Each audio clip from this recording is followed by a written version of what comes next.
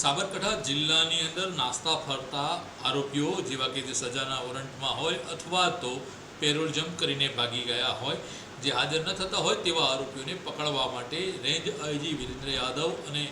Sabarkantha police અધિક્ષક દ્વારા એક અભિયાન ઉઠાવવામાં આવ્યું હતું અને દરેક પોલીસ સ્ટેશનોમાં સૂચના આપવામાં આવી હતી। તે પ્રમાણે ખેડબ્રહ્મા પોલીસ સ્ટેશનમાં પણ સૂચનાના આધારે સર્વેલન્સ ગોઠવીને એક એનડીપીએસના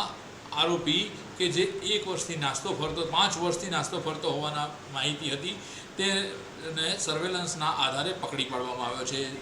ખેડબ્રહ્મા પોલીસ દ્વારા ખાસ સર્વેલન્સ ગોઠવીને આ કાર્યક્રમ કરવામાં આવ્યો હતો અને